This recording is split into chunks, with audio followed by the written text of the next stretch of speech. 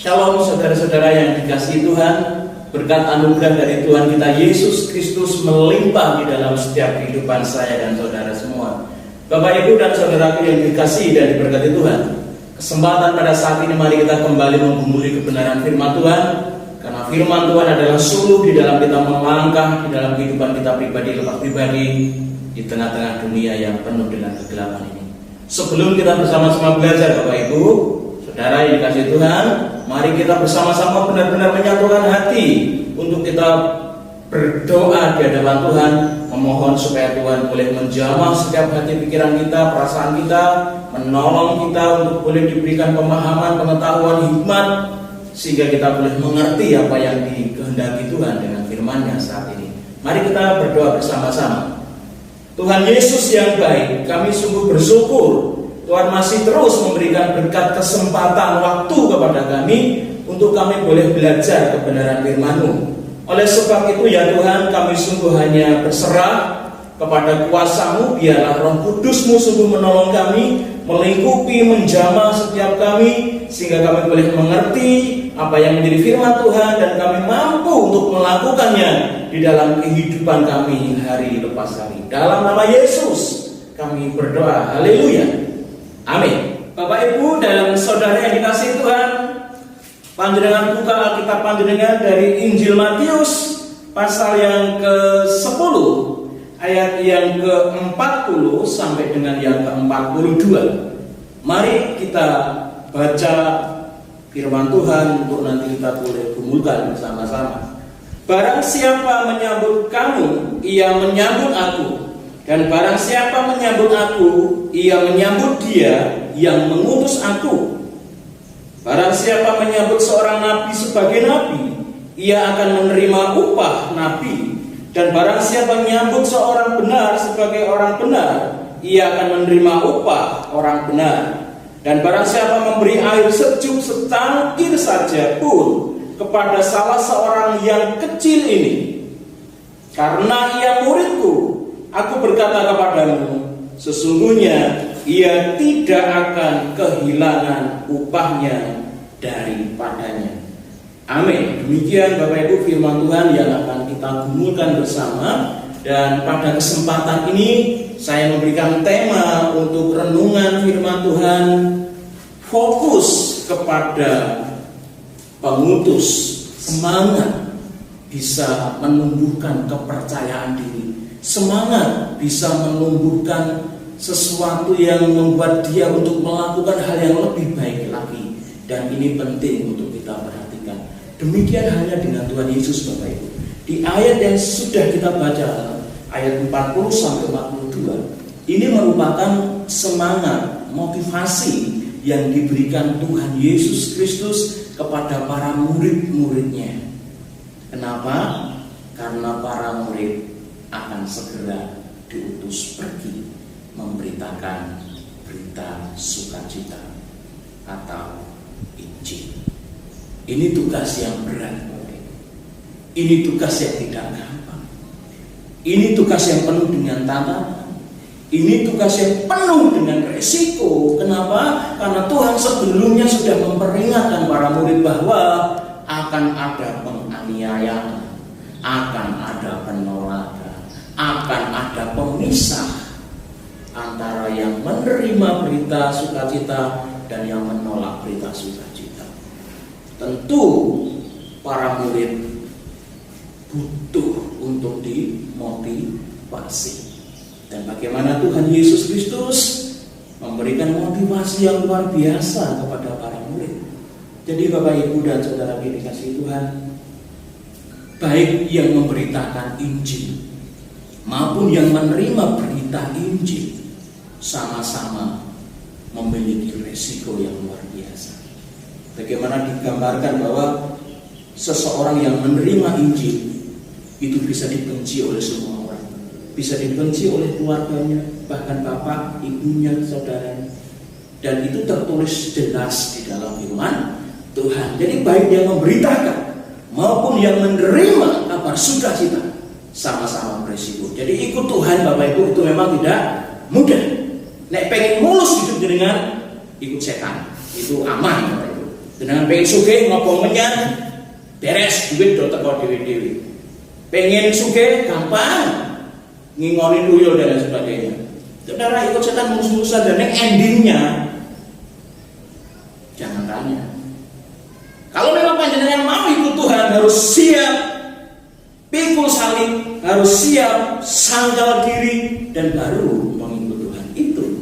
Jadi saya mau katakan sebagai hamba Tuhan, ikut Tuhan itu tidak mudah.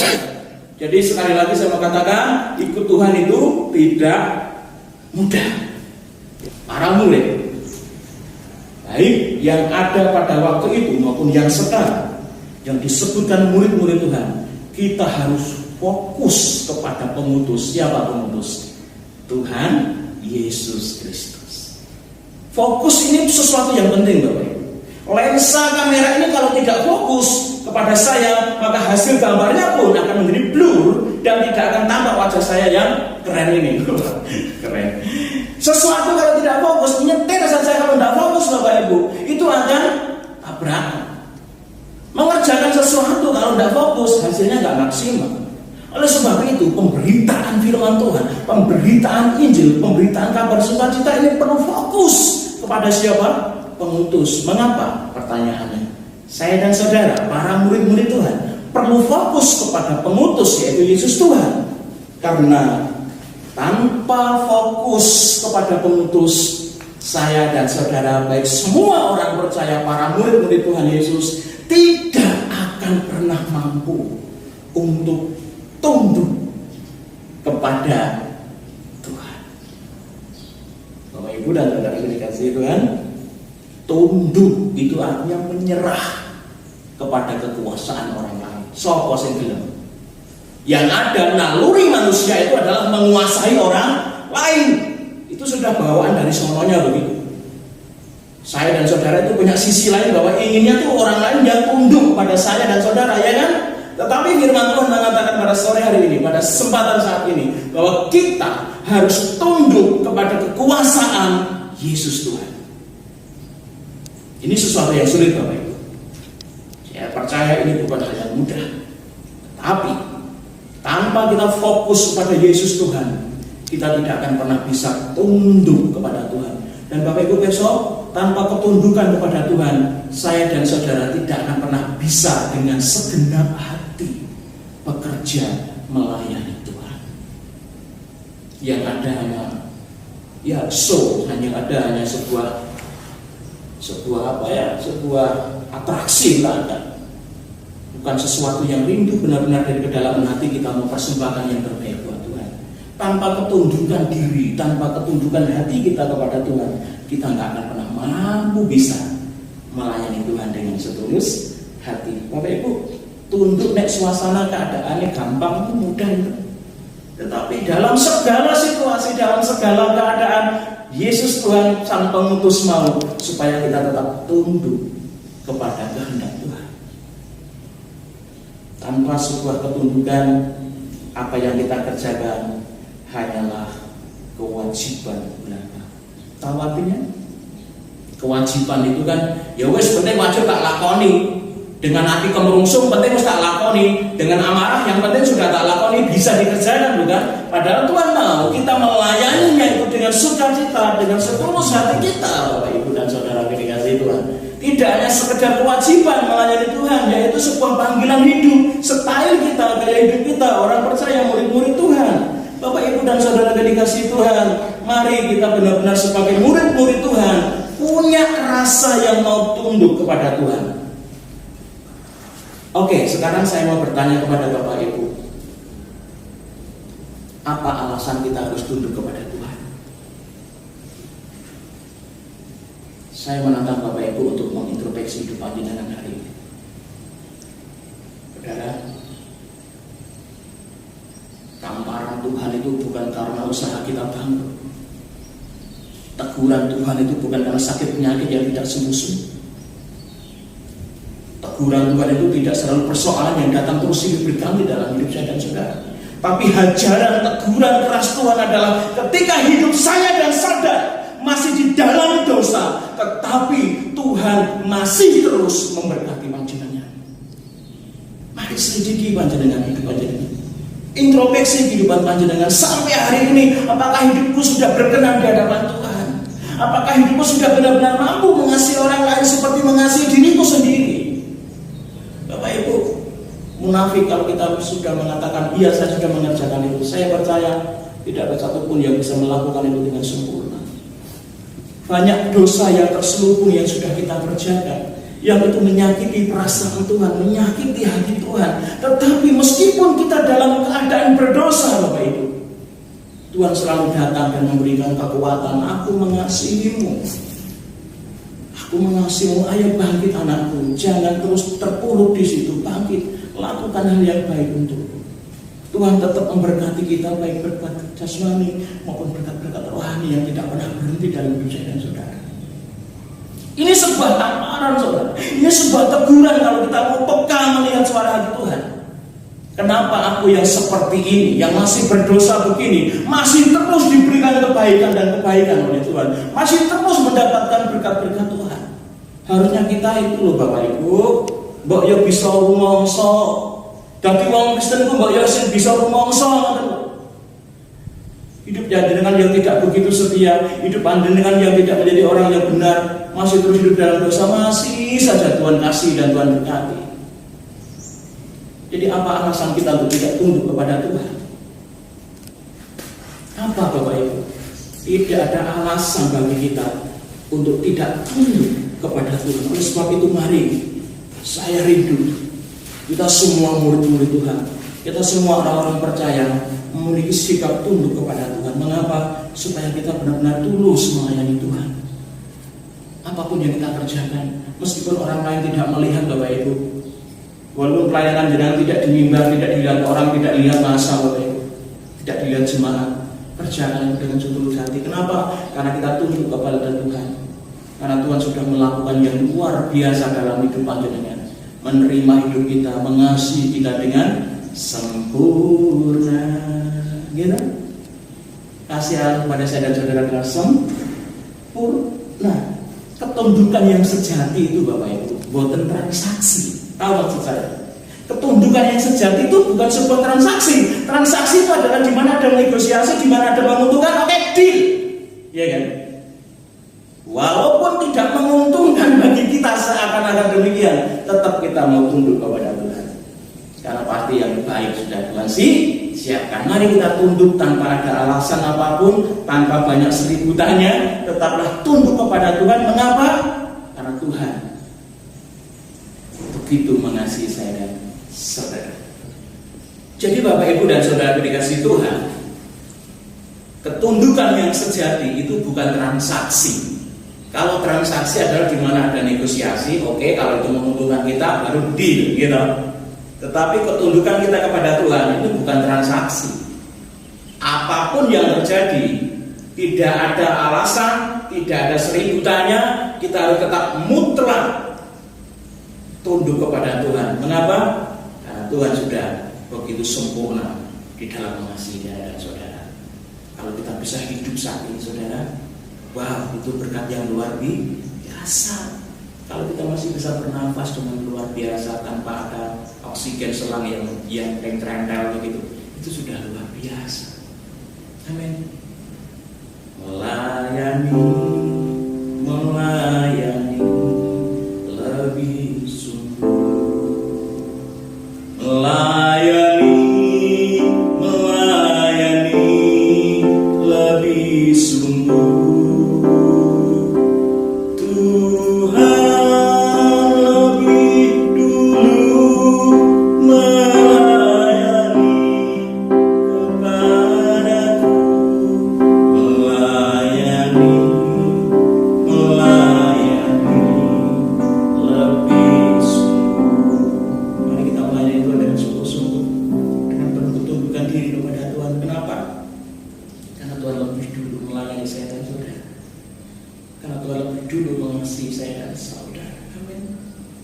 Mari Bapak Ibu, sekali lagi saya sebagai hamba Tuhan, fokuslah kepada Sang Pengutus, yaitu Yesus Tuhan, supaya kita bisa punya ketundukan diri untuk melakukan segala pelayanan yang dipercayakan kepada kita dengan setulus hati. Yang kedua, Bapak Ibu dan Saudara dikasih Tuhan, mengapa kita perlu fokus kepada pengutus? Karena sang pengutus menyediakan upah bagi saya dan saudara. Kita bisa perhatikan itu dengan sangat jelas di ayat yang ke-41 sampai dengan yang ke-42. Demikian firman Tuhan. Barang siapa menyambut seorang nabi sebagai nabi, ia akan menerima upah nabi. Dan barang siapa menyambut orang benar sebagai orang benar, ia akan menerima upah orang benar. Ayat 42, Bapak Ibu dan Saudara dikasih Tuhan. Dan barang siapa memberi air sejuk secangkir saja pun kepada salah seorang yang kecil ini, karena ia muridku, aku berkata kepadamu, sesungguhnya ia tidak akan kehilangan upahnya daripadanya. Jadi Bapak Ibu dan Saudara dikasih Tuhan, baik yang menyampaikan kesaksian firman Tuhan, baik yang menyampaikan kabar Injil itu, dan yang menerima kesaksian firman itu, sama-sama disediakan upah oleh sang pengutus. Bapak Ibu dan Saudara yang dikasih Tuhan, baik yang memberitakan firman, baik yang menerima Tuhan, di depan tadi saya katakan sama-sama beresiko. Jangankan menyampaikan tentang Yesus itu juru selamat, menyampaikan khotbah di gereja saja, menyampaikan firman Tuhan saja di gereja, penuh dengan resiko. Ana sing lara ati, ana sing kurik ragam di gereja mergo tersinggung. Banyak orang yang rindu mendengar firman Tuhan itu yang lucu-lucu. Tapi ketika firman Tuhannya keras, menegur dirinya, menegur kesalahannya, agak-agak dorak nerima dan loro hati. Nah, wis loro hati gedeng yang menyampaikan firman. Itu penuh dengan resiko. Tetapi firman Tuhan pada kesempatan sore ini mengingatkan kita semua bahwa baik yang menyampaikan kebenaran firman Tuhan dan yang mau menerima kebenaran firman itu akan mendapatkan upah. Apa upahnya? Bapak Ibu, apa sih upah nabi? Upahnya hamba-hamba Tuhan itu apa? Upahnya orang-orang yang hidup di dalam kebenaran firman Tuhan itu apa?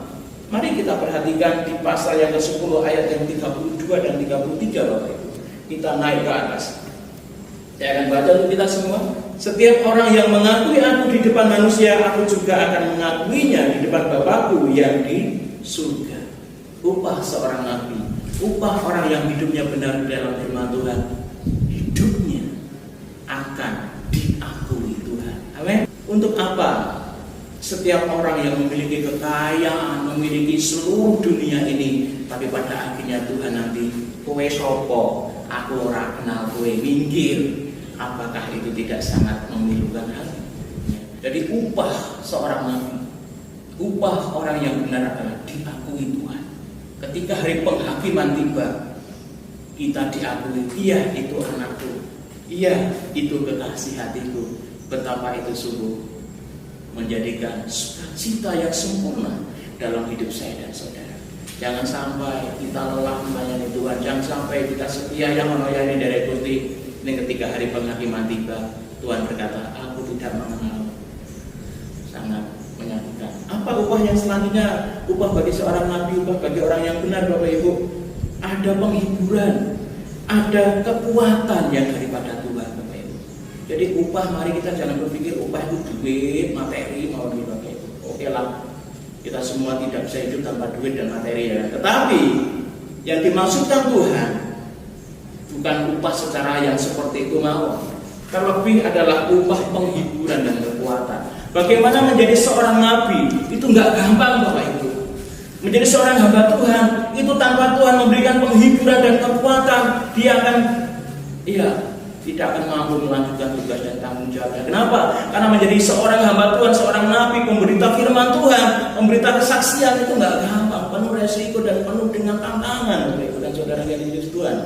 Tidak akan selesai dibicarakan 2 jam, 3 jam, 4 jam, setengah hari bahkan.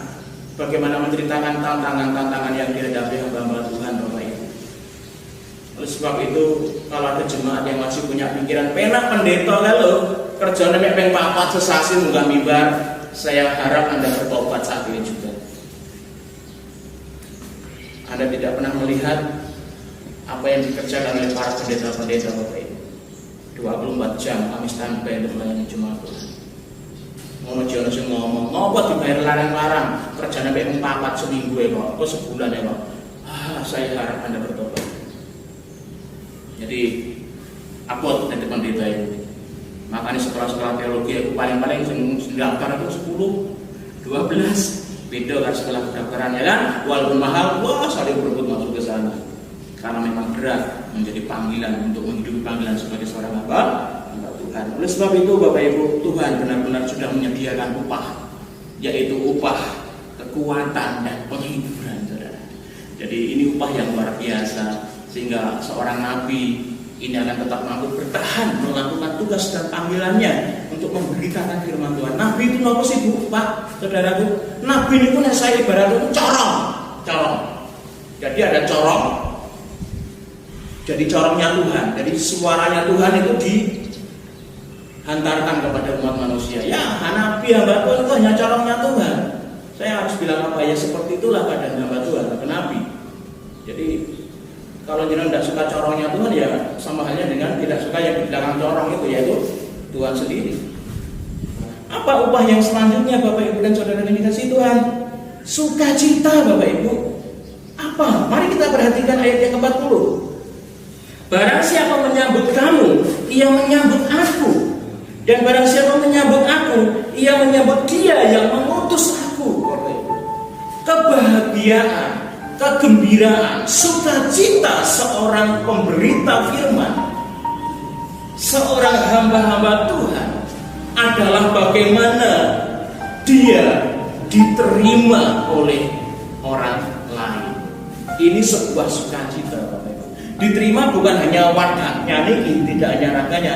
Diterima adalah artinya apa yang disampaikan itu diterima oleh orang lain. Itu sangat membuat dia sukacita. Ini upah seorang nabi. Bagaimana ada sukacita besar ketika ada orang yang mau menyambut mereka, menyambut pemberitaan kesaksiannya, menyambut firman Tuhannya, Bapak Ibu. Jadi dalam sekitar 2 bulan ini, hampir 3 bulan, 4 bulan nih Bapak Ibu, ketika kita ibadah online seperti ini, ada 1-2 jemaat yang ngomong ke saya, terima kasih Pak untuk firman-Nya. Wah, itu sebuah sukacita besar bagi saya, Bapak Ibu. Mulai duit sekarang sampai merinding ketika ada jemaat terus mengatakan terima kasih pelayanan firman Tuhan. Itu sukacita seorang hamba, seorang nabi seperti itu. Jadi bagaimana orang lain bisa merasakan sukacita, itu sukacita yang luar biasa. Ibadah online kayak gini begitu banyak menguras tenaga. Kameramen kita orang sibuk, Bapak Ibu.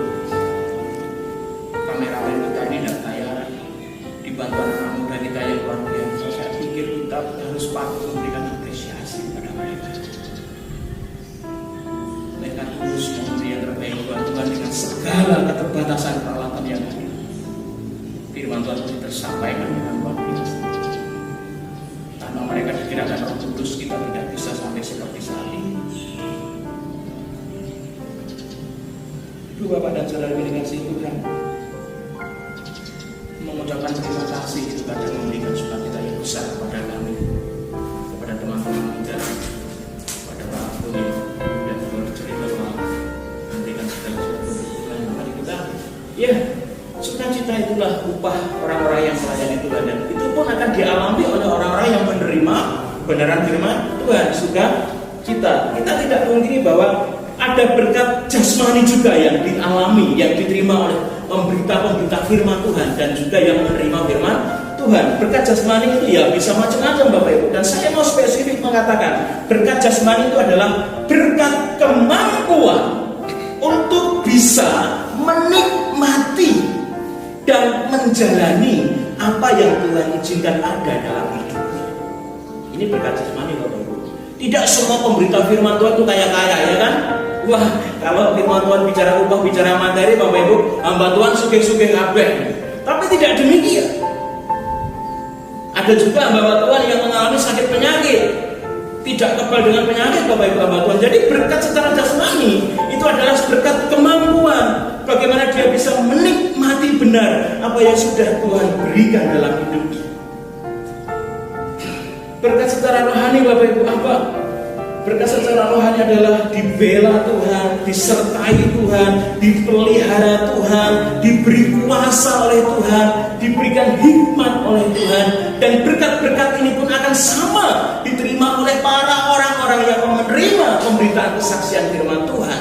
Jadi hikmat kuasa yang diberikan pada Nabi ini pun akan diberikan pada orang yang menerima pemberitaan kesaksian firman Tuhan oleh para Nabi atau oleh para hamba Tuhan atau orang-orang yang benar. Jadi Bapak Ibu dan Saudara dikasih Tuhan, ada dua alasan mengapa kita harus fokus kepada Sang Pengutus. Yang pertama adalah supaya kita memiliki ketundukan diri. Dengan ketundukan diri kita bisa melayani Tuhan dengan setulus hati. Yang kedua, apa alasannya adalah karena Sang Pengutus sudah menyediakan upah, baik kepada yang memberitakan Injil firman Tuhan maupun yang menerima firman Tuhan itu dengan setulus hati. Oleh sebab itu hargailah para hamba-hamba Tuhan, karena upah hamba Tuhan itu akan juga panjenengan rasakan.